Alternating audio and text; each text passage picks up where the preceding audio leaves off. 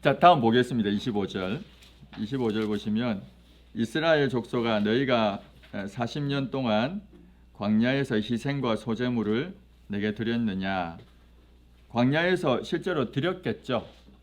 근데 여기에서 드렸느냐 이렇게 이야기하는 건 무슨 의미겠습니까? 드렸지만 제대로 안 드렸다는 얘기죠.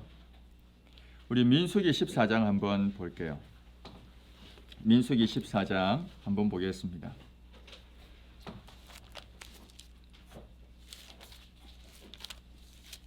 14장 35절 같이 한번 읽어보겠습니다. 민수기 14장 35절 같이 읽겠습니다. 시작. 나 여호와가 말하였거니와 모여 나를 거역하는 이 악한 온 회중에게 내가 반드시 이같이 행하리니 그들이 광야에서 소멸되어 거기서 죽으리라. 여기에 보면 이스라엘 백성들이 거역하는 이 악한 온 회중이라고 이스라엘 백성들을 향해서 이렇게 이야기하고요. 그들을 향해서 광야에서 소멸되어서 죽을 것이다 라고 이야기를 하고 있습니다. 43절도 한번 볼게요. 민수기 14장 43절에 보면 같이 읽겠습니다. 시작. 아말렉인과 가나안인이 너희 앞에 있으니 너희가 그 칼에 망하리라. 여호와를 배반하였으니 여호와께서 너희와 함께하지 아니하시리라 하나. 배반해서 하나님이 함께하지 않는다라는 이야기인 것입니다. 여기에 거역하다, 배반하다라고 하는 단어는 돌이키다라는 뜻을 가진 단어를 썼습니다. 돌아서다. 우리가 회개한다라고 할 때 하나님께로 돌아선다 하잖아요. 슈브하면서. 그래서 우리가 죄 지은 것에 대해서 회개한다는 건 다시 돌아서서 하나님을 향하여 있고 하나님 향해 나아가는 것이다 라는 이야기를 제가 한번 했습니다. 회개는 이 길로 가다가 돌아서는 것뿐만 아니라 돌아서서 하나님 향하여 가는 것이다. 그게 회개다 라는 얘기를 드렸어요. 이렇게 돌아서서 하나님 향해 간다라고 하는 단어가 슈브인데요. 여기에 거역하다, 배반하다가 바로 이 단어를 썼습니다. 반대 의미로. 쉽게 말해서 하나님의 백성으로 언약 백성 안에 들어와서 하나님에 따라가다가 등을 완전히 돌려서 반대로 가고 있다는 거죠. 그래서 하나님이 소멸시킬 것이고 망하게 할 것이고 죽일 것이다 라는 이야기인 것입니다. 여기에 죽는다라는 단어는 단순히 육체적인 죽음만을 의미하지는 않아요. 여기서 죽음은 육체적인 죽음을 더 넘어서 있는 멸망의 의미가 있습니다.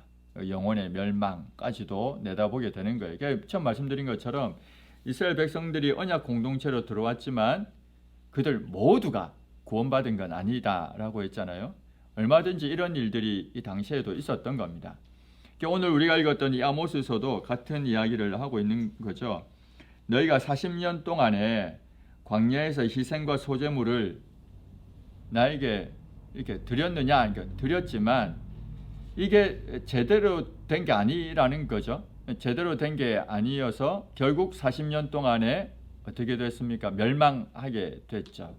그죠? 광야에서 처음에 돌아왔던 1세대들이 멸망에 이르게 됩니다. 그래서 멸망에 이르게 된 광야에서 이제 죽게 된 그 모든 이스라엘 백성들이 다 구원받지 못했다는 건 아니에요. 그들 중에도 구원받은 자가 있고 구원받지 못한 자가 있을 거예요.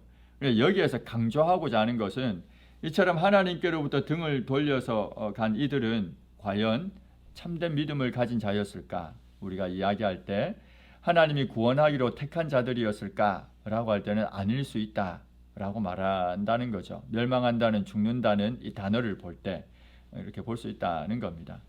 그러니까 비참한 이야기를 여기서 아모스서에서 25절에서 하고 있는 겁니다. 그러면서 이어서 이렇게 이야기합니다. 5장 26절에 보면요. 너희가 너희 왕 식국과 또 기윤과 너희 우상들과 너희가 너희를 위하여 만든 신들의 별 형상을 지고 가리라 이렇게 했는데요. 그 천상의 왕이라고 하면서 했던 게 식굿이고요. 천상의 왕. 또 기윤, 이거는 이제 형상이라는 뜻을 가지고 있는데요. 아마 하늘에 있는 또 특별한 형상을 가지고 있는 우상을 말할 겁니다. 천체를 가지고 우상 숭배하고 있는 모습을 보여주고 있어요. 천체를 보면서. 뭐 점성술도 그래 했겠죠. 너희가 너희를 위해서 만든 그 신들의 별 형상을 지고 갈 것이다. 이 포로가 될 것이다. 라는 이야기인 것입니다. 왕처럼 섬기는 식굿, 그리고 손으로 만든 별 모양의 우상 기윤, 이것들에 대해서 결국 이 우상들을 지고 너희는 멸망에 이르게 된다라는 이야기인 것입니다. 내가 너희를 다메섹 밖으로 사로잡혀 가게 할 것이다. 그의 이름이 만군의 하나님이라 불리우는 여호와께서 말씀하셨다라고 이야기합니다. 이제 6장 보겠습니다. 6장 1절에서 14절까지. 같이 한번 또 우리 6장 한 절씩 교독해서 읽도록 하겠습니다. 1절에서 14절까지 교독해서 읽겠습니다. 제가 먼저 1절 읽겠습니다. 화 있을진저 시온에서 교만한 자와 사마리아 산에서 마음이 든든한 자 곧 백성들의 머리인 지도자들이여 이스라엘 집이 그들을 따르는도다.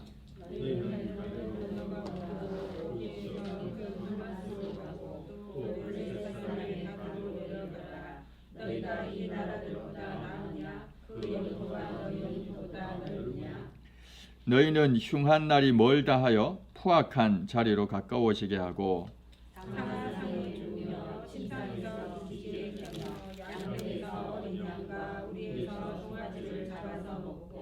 비파 소리에 맞추어 노래를 지절거리며 다윗처럼 자기를 위하여 악기를 제조하며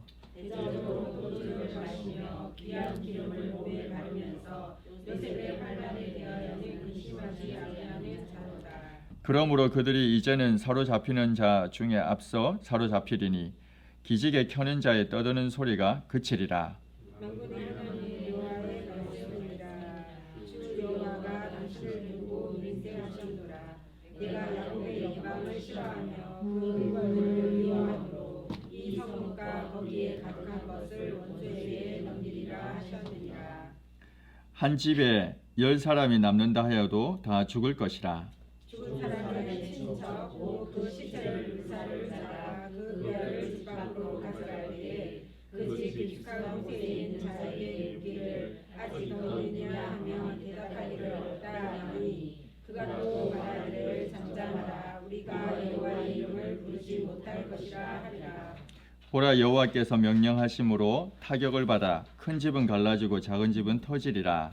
말들이 어찌 바위 위에서 살겠으며 소가 어찌 거기서 밭갈겠느냐. 그런데 너희는 정의를 슬개로 바꾸며 공의의 열매를 쓴쑥으로 바꾸며 허무한 것을 기뻐하며 이르기를 우리는 우리의 힘으로 뿔들을 취하지 아니하였느냐 하는도다. 만군의 하나님 여호와의 말씀이니라. 이스라엘 족속아 내가 한 나라를 일으켜 너희를 치리니 그들이 하만 거기에서부터 아라바 시내까지 너희를 학대하리라 하셨느니라. 아멘. 자, 여기 보면 화 있을진저 그리고 시온에서 교만한 자와 시온은 유대 땅에 있는 거잖아요. 그죠? 사마리아 산에서 마음이 든든한 자라고 했죠. 그러니까 유대와 북이스라엘을 지금 통틀어서 하고 있습니다. 시온에서 교만한 자라고 했지만 이 교만한 자로 번역된 이 단어는 그냥 안일하다, 태만하다는 뜻을 가집니다.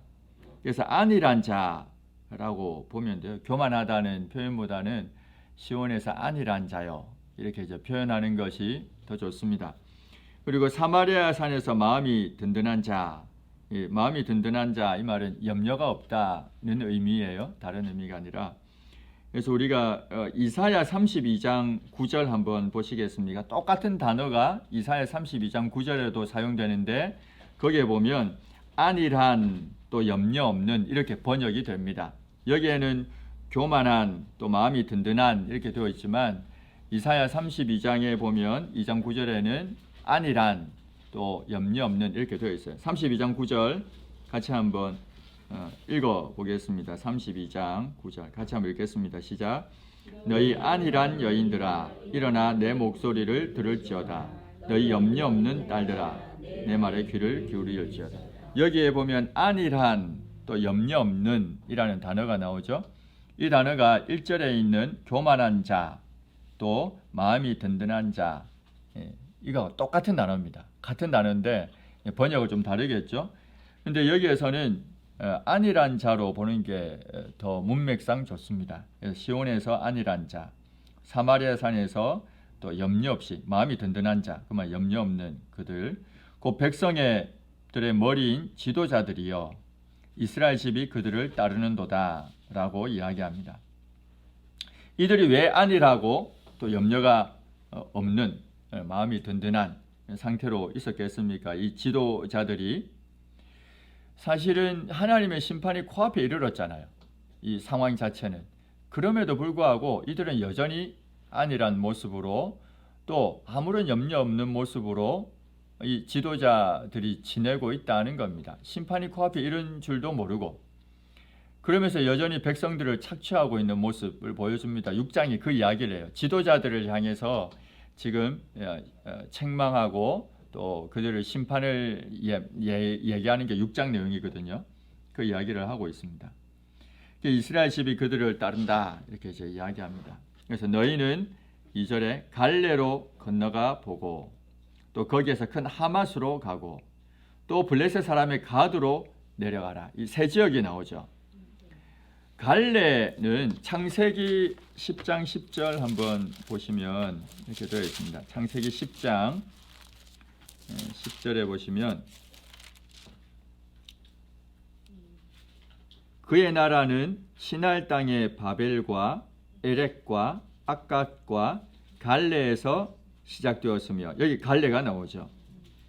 그런데 갈레에서 시작되었다라고 할 때 그의 나라는 이 그가 누구일까요? 10절에 그의 나라.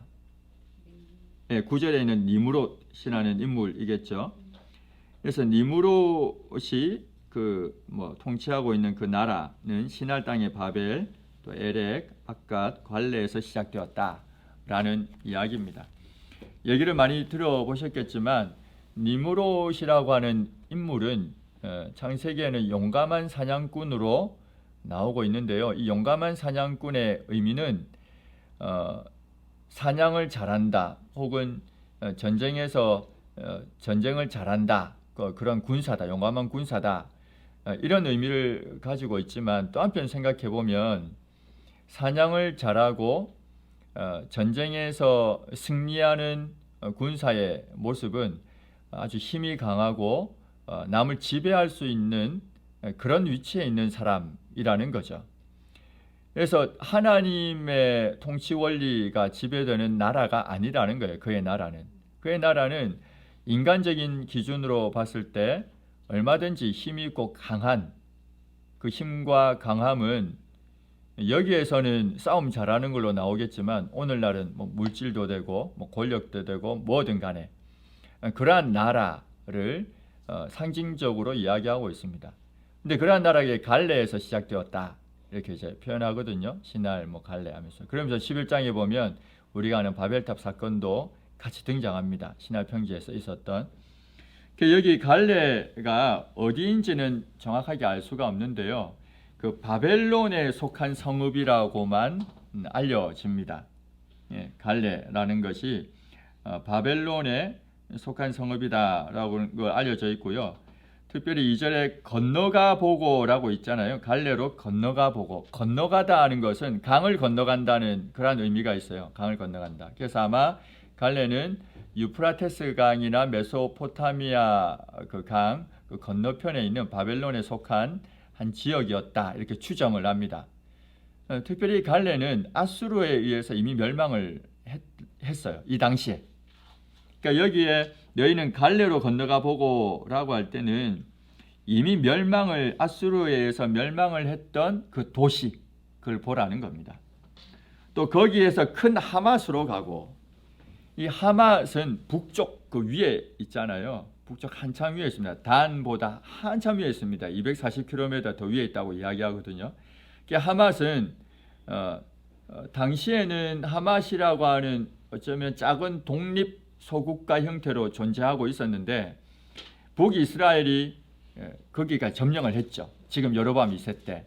하맛도 멸망을 한 나라죠. 북이스라엘에게 지금 속해 있으니까. 그죠? 또 블레셋 사람의 가드로 내려가라.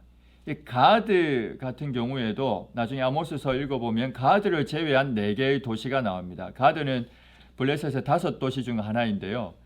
4개 도시는 나오는데 가드가 안 나오는 장면이 있어요. 왜냐하면 가드는 남유다의 우시야 왕에 의해서 함락되거든요. 역대하에 그 내용이 나옵니다. 쉽게 말해서 여기 나오는 3도시는 함락된 도시들이에요. 멸망한 도시들. 우리가 그냥 이렇게 읽어보니까 이 도시들이 뭘 의미하는가 좀 애매하긴 한데 그 당시의 시대 안에서 볼 때 아수르는 바벨론을 이미 다 무찔러서 거기에 점령을 했고요. 북이스라엘은 아맛을 또 점령했고 남유다에서는 가드를 또 멸망을 시켰죠. 이 3도시는 멸망한 도시들입니다. 너희가 이 나라들보다 나으냐? 그 영토가 너희 영토보다 넓으냐? 너희도 멸망한다는 이야기를 여기서 결국은 비꼬아서 하고 있는 겁니다. 당시 지도자들을 향해서 멸망한 3나라, 3도시들을 들여다봐라. 너희도 결국 이렇게 될 것이다 라는 이야기합니다. 이스라엘 나라의 미래를 당시 지도자들은 낙관하고 있었죠. 왜냐하면 우리는 하나님의 선밀이다라는 그 생각 때문에, 잘못된 어떤 종교적인 그 사상 때문에 그래서 낙관하고 있었는데 멸망한 나라들을 봐라. 너희도 곧 이렇게 될 것이다 라는 이야기를 하고 있는 겁니다. 너희는 흉한 날이 멀다 하여 포악한 자리로 가까워지게 하고, 여기 멀다 하여 라고 되어 있지만 내다버린다는 의미입니다. 흉한 날이 멀다는 의미가 아니라 흉한 날, 곧 심판의 날을 너희는 심판의 날이 멀리 있다 이렇게 생각한다는 의미가 아니고요. 너희는 심판의 날을 저 멀리 내쫓아버린다라는 거예요. 아예 생각지도 않으려 한다라는 의미입니다. 그래서 너희들은 지금 심판의 날 자체를 생각을 안 하려고 하는 거죠. 멀리 이렇게 내몰아 버리니까. 그러면서 포악한 자리로 가까워지게 했다라고 했습니다. 이 자리는 재판의 자리를 의미해요. 그러니까 지도자들이 통치하는 자리, 왕의 통치의 자리, 또 재판관의 재판하는 자리를 의미하는데 지도자들이 그 자리에 앉아서 포악을 일삼고 있는 것을 보여줍니다. 공의가 이루어져야 할 그 재판의 자리에서 그러지 않는다라는 거죠. 얼마 전에 제가 기억을 안 나는데요. TV에 그런 이야기를 들었어요. 이제 한 사람이 이제 자기 인생에 관한 이야기를 이제 하는데요. 자기 인생에 관한 이야기를 하다가 자기는 변호사가 되고 싶대요. 그 사람이. 그러면서 왜 변호사가 되고자 하는가 하면 나는 약자의 편에 설 거야 라는 이야기를 합니다. 너무 정의로워 보이지 않아요? 근데 그게 맞아요, 과연? 약자의 편에 서면 됩니까? 변호사는 또 재판관은 공의법 잣대를 가지고 해야 되잖아요. 약자의 편에 서서는 안 되고, 물론 약자의 편에 선다는 의미 자체는 약자가 공정한 재판을 받지 못하기 때문에 내가 그 편에 선다는 물론 그런 의미겠죠. 그런데 제가 그때 이제 얘기 들을 때는 저건 아닌데 라는 생각이 들더라고요. 그러면서 옆에 있는 아내한테 물어봤죠. 약자의 편에 서는 게 과연 정의로운 거냐 이러면서 얘기를 했더니 무슨 소리 하냐고 또 뭘 하더라고요. 그래서 얘기 들었는데 약자의 편에 서면 안 돼요. 약자의 편에 서는 것이 아니라 정확한 올바른 공의가 이루어지도록 해야겠죠. 약자가 그러한 혜택을 받지 못한다면 그가 그러한 혜택을 받을 수 있도록 하는 게 당연하지만 약자라고 해서 법을 벗어나서 그를 돕는 것은 옳지 않다라는 이야기를 하고자 하는 겁니다. 여기에서 이 재판의 자리, 통치의 자리라고 할 때 이것은 공의가 이루어지는 자리여야 할 것이다 라는 겁니다. 당시 지도자들은 상하상에 누웠습니다. 상하로 장식되어 있는 침대에 누웠습니다. 여기 상이라고 번역이 되어 있는데요. 그러니까 좀 애매한데 침대입니다. 침대. 상아로 장식이 되어 있는 침대에 누워 있어요. 또 침상에서 기지개를 켭니다. 침상이라고 되어 있는데 이게 하여튼 번역이 좀 애매한데요. 푹신푹신한 방석이 깔려 있는 안락한 의자라고 생각을 하시면 돼요. 거기에서 기지개를 편다는 거예요. 그러니까 이런 저처럼 이게 불편한 의자 말고요. 푹신한 의자에다가 등받이 도겠는데 기지개를 켜는 거예요. 한 번이 아니라 켰다가 오므렸다가 켰다가 어떤 거예요? 태만하고 게으르고 그런 모습이죠. 그걸 지금 보여주고 있는 겁니다. 상아로 장식되어 있는 침상에 누워 있고 안락한 푹신푹신한 방석이 있는 안락한 의자에 앉아서 게으르게 있는 태만하게 있는 모습입니다. 그러면서 어떻게 하는가 하면 양떼에서 어린 양을 선별해요. 양 가운데에서도 어린 양은 어린 양은 사실은 키워야 되는데도 그걸 먹는다는 건 귀한 음식이라는 의미입니다. 그런데 그 중에서도 선택을 해요. 여기에는 또 우리에서 송아지를 잡아서 먹고 우리에서도 소가 아닌 송아지를 또 선택을 해서 잡아서 먹습니다. 부유하다는 것을 알 수가 있죠. 아주 부유해서 표현이 어떤지 모르겠는데요. 이렇게 얘기하면 또 어떻게 생각할지 모르겠지만 저도 맛있는 음식을 좋아합니다. 근데 맛있는 음식을 찾아서 그 맛있는 음식을 먹고 선별해서 먹고 막 하고 있는 그런 모습이에요. 그렇게 생각하면 됩니다. 뭐가 맛있을까 하면서 맛있는 걸 막 찾아다니는, 그것도 게으르게 태만하게 있으면서 하고 있는 그런 모습입니다.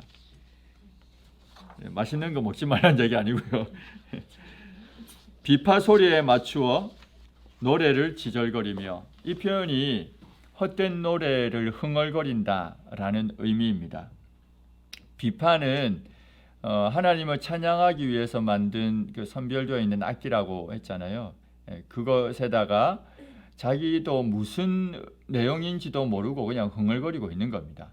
그것도 헛된 노래라고 표현을 해요. 하나님을 찬양하는 것 같지만 그것이 헛된 노래라고 이야기합니다. 다윗처럼 자기를 위해서 악기를 제조한다. 악기를 만드는데 다윗도 악기를 만들었잖아요. 이 사람도 악기를 만들어요. 다윗은 악기를 왜 만들었어요? 하나님을 찬양하기 위해서. 이 사람은 악기를 왜 만들었어요? 자기를 위해서, 자기의 흥을 위해서, 유흥을 위해서 만드는 거죠. 쾌락을 위해서. 그러고 있다라는 겁니다. 대접으로 포도주를 마시며, 포도주를 마시는데 왜 대접으로 먹느냐? 술 취할 정도로 먹는다라는 의미가 됩니다. 당시에 이스라엘 백성들에게 있어서 포도주는 음료였고, 때로는 포도주를 먹어서 병이 났을 때 포도주를 먹기도 했고요. 포도주를 또 바르기도 했습니다. 몸에 또 기름을 또 바르기도 했고요. 근데 이게 대접으로 포도주를 마신다는 건 음료로 먹는 게 아니라 독한 술로 마신다고 생각을 하시면 돼요. 독한 술로 먹는다는 겁니다. 술에 대한 이야기는 언제나 한국 교회 안에서는 또 하나의 큰 주제가 되잖아요. 그래서 그냥 제가 성경 한 구절만 우리 같이 찾아서 읽고 같이 판단을 하면 싶습니다. 잠언 23장 29절에서 35절 한번 찾아볼게요. 잠언 23장 29절에서 35절 찾아서 한번 읽겠습니다. 잠언 23장 29절에서 35절까지 한 절씩 교독해서 읽겠습니다. 제가 먼저 29절 읽을게요. 재앙이 네게 있느뇨? 근심이 네게 있느뇨? 분쟁이 네게 있느뇨? 원망이 네게 있느뇨? 까닭 없는 상처가 네게 있느뇨? 붉은 눈이 네게 있느뇨? 술에 잠든 자에게 있고 흑악한 술을 구하러 다니는 자에게 있느니라. 포도주는 붉고 잔에서 번쩍이며 순하게 내려가나니 너는 그것을 보지도 말지어다. 그것이 마침내 뱀같이 물 것이요 독사같이 쏠 것이며 또 내 눈에는 괴이한 것이 보일 것이요 내 마음은 구부러진 말을 할 것이며 너는 바다 가운데 우는 자 같을 것이요 같이 읽겠습니다. 네가 스스로 말하기를 사람이 나를 때려도 나는 아프지 아니하고 나를 상하게 하여도 내게 감각이 없도다. 내가 언제나 깰까 다시 술을 찾겠다 하리라. 다른 얘기는 안 하겠습니다. 그냥 이 성경 구절을 보시고 이제 생각을 하면 좋습니다. 술과 관련해서는 특별히 성경에서 금하고 있는 것은 취하는 문제는 금하고 있어요. 왜 금하고 있을까요? 이성을 잃어버리기 때문에 그렇습니다. 판단을 하지 못하게 되기 때문에 그렇습니다. 뿐만 아니라 그렇게 될 때 신앙에서도 멀어집니다. 언제나 같이 가는 것 같아요. 술 취하고 그러면서 신앙 좋은 사람 없습니다. 보면 거의 다 없습니다. 그래서 술에 대해서는 술을 먹어도 되냐 먹지 말아야 되냐 이런 거 얘기하지 마시고, 또 누가 술 한잔 한다 해서 뭐라 할 것도 없고, 뭐 어쩌다가 포도주 한잔 먹자 할 때 뭐 먹는다고 큰 문제도 안 되고, 아마 우리가 주의할 것은 내가 술을 취할 정도로 먹어서 이성을 잃어버리고 하는, 또 그 뒤에 일어나는 모든 연결되는 삶의 모습들은 신앙과 멀고 하나님이 원하시는 삶의 모습과는 분명 동떨어져 있다라는 걸 꼭 기억을 해야 할 것입니다. 젊은 사람들이 술자리에 같이 참여하게 되고 교회 다니면서도, 그리고 거기에서 한두 잔 먹기도 해요. 거기에 대해서 저는 먹지 말라 얘기 안 합니다. 먹지 말라 얘기는 하지 않지만 그러나 이 얘기는 합니다. 여기 있는 구절 가지고 얘기는 합니다. 항상 주의해야 될 말씀이라는 생각이 듭니다. 또 귀한 기름을 몸에 바른다 했어요. 기름을 몸에 바르는 것이 문제되지는 않아요. 근데 여기에 귀한 기름이라고 되어 있거든요. 이 표현은 값비싼 기름을 의미합니다. 뭐 순전한 나드 향처럼. 그래서 그냥 몸에 바르고 있다는 거죠. 그 보통 사람들과는 전혀 다르게 사치와 향락을 추구하고 있는 모습입니다. 그러면서도 요셉의 환난에 대해서는 근심하지 않는다는 거예요.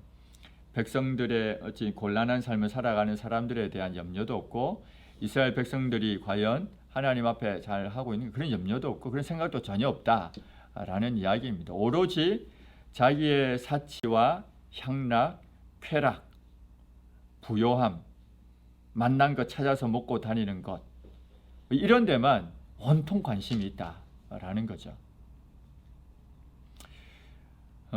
얼마 전에 아마 다들 들어보셨을 텐데요. 션이라고 하는 가수가 있거든요. 그 아내 이름이 정혜영 씨. 제가 기억을 못해가지고 있는데, 얼마 전에 봤는데 집이 없는 연예인 하면서 나오더라고요. 션 이야기를 하면서. 물론 전세에 살고 있습니다. 집이 없다는 건 전세에 살고 있는데 집을 소유하고 있지 않다는 얘기를 하더라고요. 왜 그러냐면 기부하면서 이제 막 그런데 기부하면서 막 하고 사람 돕고 하는 그 얘기를 그래서 하는 걸 제가 봤습니다. 저 그런 생각을 가끔씩은 합니다. 우리가 이 땅 가운데 살아가면서 먹고 또 같이 좋은 옷도 입고 즐기고 또 여행도 가고, 이걸 안 좋고 부정하고 뭐 부당하다고 하는 얘기는 아닙니다. 필요하고 교제도 해야 되고 또 누릴 수도 있어야 돼요. 근데 생각하라는 겁니다. 여기에 있는 것처럼 요셉의 환난에 대해서 근심하라는 얘기인 것입니다. 이 요셉은 누구를 말할까요? 그 백성들을 말하잖아요. 주변에 있는 사람들, 또 다른 사람들도 같이 생각을 하라라는 이야기입니다. 어제 저녁에 이제 또 전화를 한 통 받았는데 그분이 어떤 얘기를 했는가 하면, 자신이 타고 있는 차가 있는데 이 차를 이제 선교사님한테 그냥 이렇게 한번 들여서 탈 수 있도록 하면 좋겠다라는 얘기를 저한테 하면서 그런 선교사님 있으면 좀 소개해 달라 고 이제 전화가 왔어요. 그래서 제가 두 분의 선교사님이 전했는데 이미 다 있더라고요. 제가 그래서 다른 사람 알아보라고 얘기했는데 사실은 어떻게 생각하면 그것을 다른 용도로도 쓸 수 있는데 그 마음에는 나는 이렇게 하고 싶다는 여기에 있는 그 돌아보게 된 마음이 들었던 거죠. 우리에게 이런 마음이 참 좀 필요하다는 생각을 합니다. 조금 더 이렇게 여기 있는 요셉의 환란에 대해서 근심하는 그런 모습이 마땅히 우리에게도 있어야 된다라는 이야기인 것입니다. 7절부터 14절까지에 있는 내용은 크게 어려운 내용이 아닙니다. 그래서 한번 쭉 읽고 이제 마무리하려고 하는데요. 그러므로 그들이 이제는 사로잡히는 자 중에 앞서 사로잡힐 것이다. 이 지도자들이 앞서 사로잡힐 것이다. 기지개 켜는 자의 떠드는 소리가 그칠 것이다. 이 떠든다는 말은 술에 취해서 떠들어대는 그 환락의 소리를 의미합니다. 그런 소리가 이제 그칠 것이다. 너희가 먼저 잡힐 것이다. 만군의 하나님 여호와의 말씀이니라. 주 여호와가 당신을 두고 맹세하셨노라.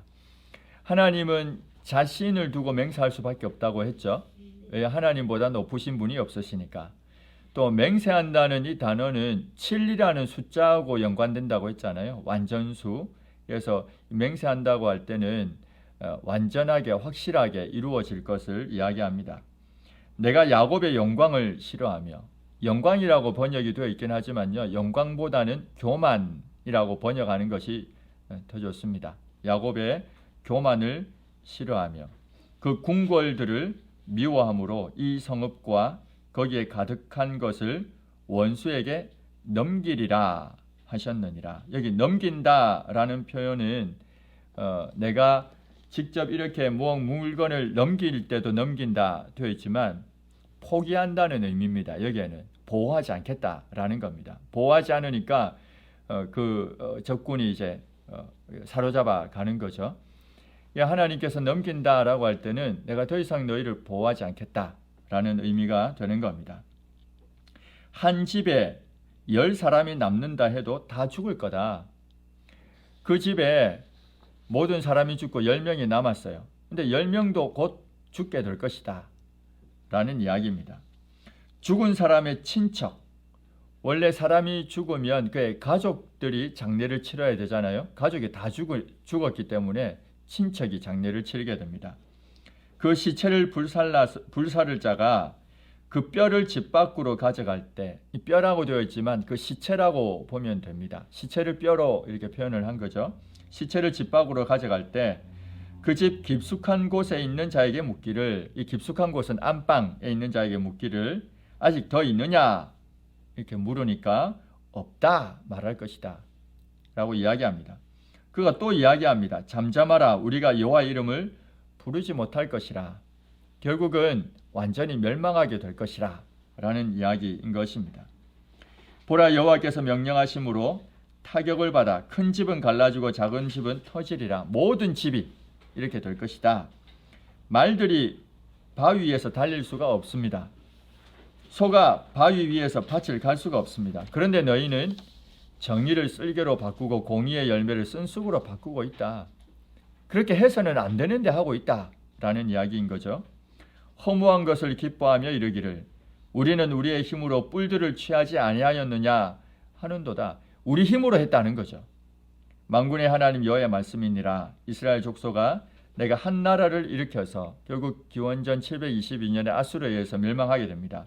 너희를 치리니 그들이 하맛 어귀에서부터 아라바 시내까지, 그 북쪽부터 남쪽까지 너희를 학대하리라. 이렇게 이야기하고 있습니다. 심판에 관한 내용입니다. 그래서 뒷부분은 크게 어려운 내용은 없고요. 이렇게 해서 오늘은 6장까지 우리가 마치도록 이렇게 하겠습니다. 제가 기도하고 마치겠습니다. 하나님 아버지, 감사합니다. 오늘 우리가 아모스서에 있는 화 있을진저라고 하는 두 편의 말씀을 같이 대하면서 때로 우리가 신학적인 내용들, 말씀에 있는 깊이 있는 내용들도 배우지만 실제 우리의 삶에 있어서 하나님 앞에 드리는 예배에 있어서 또 우리가 살아가는 모든 일상의 삶에 있어서 어떠한 삶을 살아가야 하는가 또 같이 한번 생각해보고 또 도전을 받는 그러한 귀한 시간 되게 하여 주옵소서. 감사합니다. 예수님의 이름으로 기도합니다. 아멘.